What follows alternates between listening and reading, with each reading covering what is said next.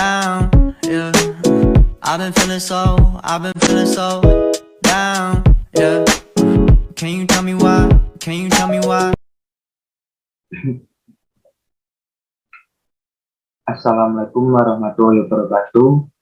Perkenalkan, nama saya Wahyu Hidayat dari Program Studi Manajemen Universitas Aisyah Yogyakarta dengan NIM 201060108. Di sini saya membuat video untuk memenuhi tugas dari mata kuliah Islam dan Iptek yang dibimbing oleh Bapak Nurdin Budi. Langsung saja, di sini saya akan membahas tentang resume materi dialektika akal dan alam semesta. Dalam keyakinan Islam, sejarah ilmu pengetahuan sesungguhnya melampaui sejarah umat manusia di muka bumi.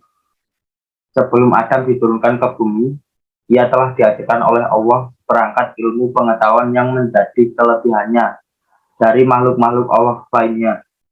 Hal ini mengisyaratkan bahwa Allah telah menemukan semacam perangkat dalam diri manusia, yaitu pikiran atau akal untuk menerima, mengolah, dan mengembangkan pengetahuan.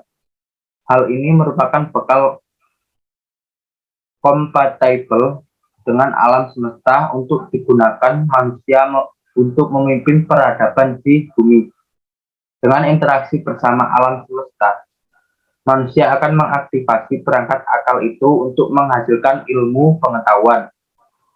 Hal ini sangat berguna untuk menunjang kinerjanya sebagai khalifah di muka bumi, sekaligus mempertajam kearifannya sebagai hamba Allah di hadapan kemahabesaran Allah yang tercermin melalui keluasan alam semesta. Selanjutnya, refleksi sejarah awal manusia di bumi. Salah satu generasi awal manusia di muka bumi ialah Qabil dan Habil. Keduanya merupakan putra Adam.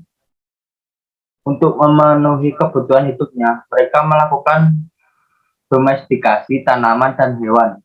Habil dan Qabil terlibat dalam sebuah konflik dan kompetisi dengan cara berkorban. Dari kompetisi berkorban tersebut, hasil kurban Habillah yang diterima oleh Allah. Hal tersebut menimbulkan pembunuhan pertama dalam sejarah umat manusia yang dilakukan oleh Qabil dan didasarkan oleh perasaan iri dengki atas kekalahan dalam kompetisi berkorban tersebut. Selanjutnya, pre-human hominidae. Penelusuran antropologis dan arkeologis di banyak wilayah di muka bumi menemukan adanya fosil-fosil pre-human. Sebagai hominidae, itu menunjukkan lapisan-lapisan historis purba. Fosil yang berusia lebih muda tampak lebih cerdas, dengan volume otak yang lebih besar. Lapisan historis purba itu juga mencerminkan perkembangan teknologi purba. Dan menurut temuan arkeologis generasi terakhir, Hominidae itu bahkan diindikasikan telah menemukan api dan menggunakannya untuk membuka lahan pertanian atau prestige farming. Selanjutnya, hubungan makhluk Hominidae dengan manusia keturunan Adam. Dalam ayat Al-Quran, Quran Surat Al-Maidah ayat 31, menyiratkan sebuah pesan bahwa akal manusia bisa diaktifasi melalui proses interaksi bersama alam. Dengan pikiran yang dianugerahkan oleh Allah, manusia bisa mengembangkan kebudayaan di muka bumi, bahasa, sistem pengetahuan, teknologi, organisasi sosial, sistem ekonomi, dan lain-lain.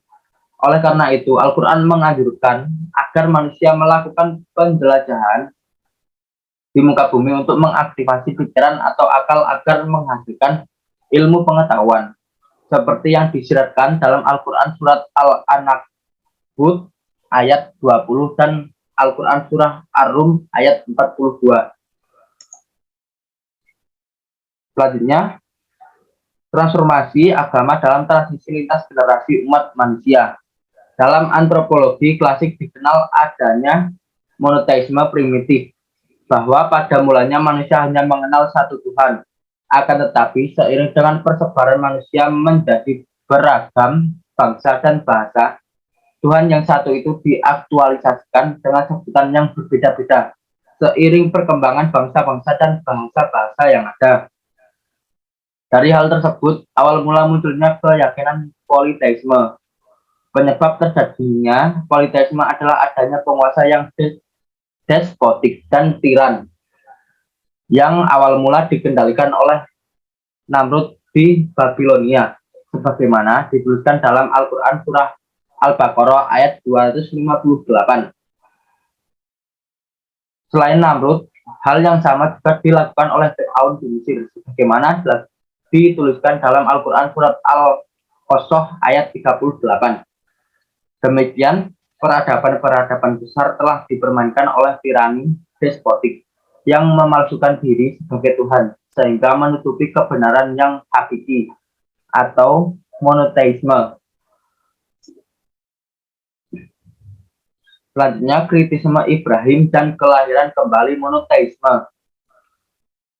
Ibrahim mendapati kaumnya terjebak dalam politeisme akut. Mereka membuat patung-patung dan menyembahnya. Dalam Al-Quran surah Al-Anbiya ayat 52-54 dan Al-Quran surah Al-An'am ayat 74 sudah dijelaskan bagaimana kritikan-kritikan Ibrahim terhadap perlakuan tersebut.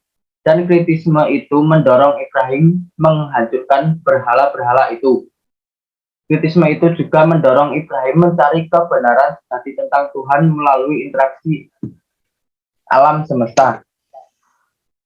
Melalui kisah Ibrahim tersebut, bisa didapatkan penjelasan bahwa ilmu pengetahuan yang didapatkan dari pengamatan terhadap alam semesta seharusnya bisa menemukan kebesaran Allah melalui ciptanya. Dari hal-hal di atas, perkembangan pikiran manusia ini membuktikan betapa dahsyatnya akal dan pikiran manusia ketika berinteraksi dengan alam semesta.